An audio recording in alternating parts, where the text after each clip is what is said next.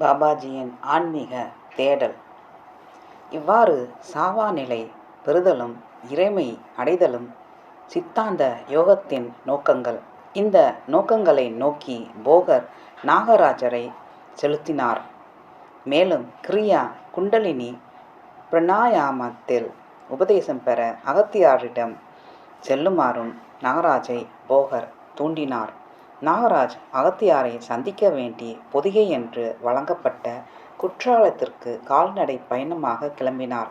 India முழுவதுமாக 64 சக்தி பீடங்கள் உள்ளன.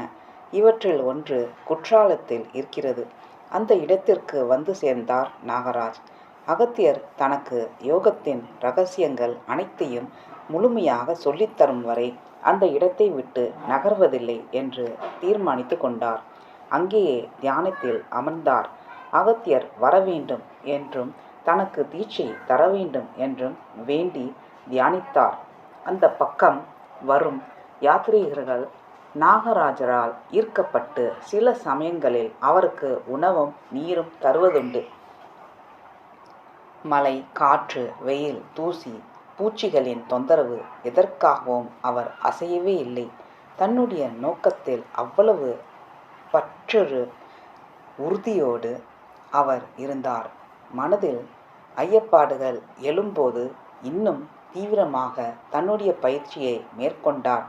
தன்னுடைய பழைய வாழ்க்கை, தன்னுடைய கல்வி, தன்னுடைய புகழ் இவையெல்லாம் நினைவுக்கு வரும் சமயங்களில் அவற்றையெல்லாம் தன்னை சுற்றி கிடக்கும் புழுதிக்கு சமம் என்றும் கருதி கொண்டார். எதுவுமே அவருக்கு பொருட்டாக தெரியவில்லை. மரணம் உட்பட மரண பயம் தன் மனதில் எழ அவர் இடம் தரவே இல்லை. அகத்தியரை கண்டு அவரிடம் உபதேசம் பெறும் ஆர்வம் நாளுக்கு நாள் கூடிக்கொண்டே வந்தது. சலிப்பு, துன்பம், எப்போது இந்த இடத்திலிருந்து விடுபடுவோம் என்ற ஏக்கம் எதுவும் நாகராஜை தடுக்க முடியவில்லை. அவரது உடலோ நாளுக்கு நாள் நலிந்து கொண்டே வந்தது. அவருக்கு அதை பற்றி எந்த அக்கறையும் இல்லை. அவர் தன்னுடைய வாழ்வை கடவுளிடம் ஒப்படைத்து விட்டார்.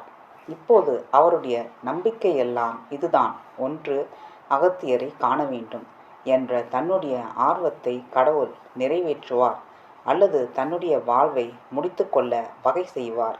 அகத்தியரை காண்பதையும் அவரிடம் தீட்சை பெறுவதையும் தவிர நாகராஜுக்கு வாழ்வில் வேறு ஏதும் நோக்கமோ பயனோ இல்லை. 48ஆம் நாள் நாகராஜ் உலக வாழ்வில் விளிம்பை ஏறத்தாழ நெருங்கிவிட்ட நேரம். பெரும் ஏக்கத்துடன் அகத்தியரின் பெயரை மாத்திரம் உச்சரித்து கொண்டிருந்த பொழுது திடீரென்று அகத்தியர் அருகிலுள்ள காடு ஒன்றிலிருந்து வெளிப்பட்டு நாகராஜ் தியானம் செய்து கொண்டிருக்கும் இடத்திற்கு வந்தார். அகத்தியரின் இதயம் நாகராஜின் அன்பை எண்ணி நெகிழ்ந்தது. மெல்லிய குரலில் நாகராஜை அவர் அழைத்தார். நாகராஜுக்கு உணவும் நீரும் கொடுத்தார். பின்னர் நாகராஜுக்கு கிரியா குண்டலினி பிரணாயாமத்தில் தீட்சை கொடுத்தார்.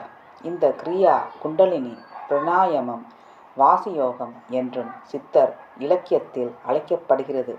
வாசியோகம் எனப்படும் இந்த மூச்சுப்பயிற்சியை யோக சித்தர்களின் முக்கியமான யோக போதனைகளின் திரண்ட சாரம் என்று கொள்ளலாம். அதை சொல்லிக் கொடுக்கும்போது உணர்வு நிலைகளில் உச்சத்துக்கு கொண்டு செல்லக்கூடிய அதனுடைய ஆற்றலை பற்றியும் அன்மய கோஷம், பிரணாமய கோஷம், மனோமய கோஷம், விஞ்ஞானமய கோஷம், ஆனந்தமய கோஷம் ஆகிய 5 உடல்களையும் தூய நிலை மாற்றங்களுக்கு உள்ளாக்க கூடிய அதனுடைய தன்மை பற்றியும் அதை பயிலும்போது கடைபிடிக்க வேண்டிய நிபந்தனைகளை பற்றியும் நாகராஜுக்கு அகத்தியர் விளக்கினார். பிறகு அகத்தியர் நாகராஜை இமயமலையில் உள்ள பத்ரிநாத்துக்கு செல்லுமாறு பணித்தார்.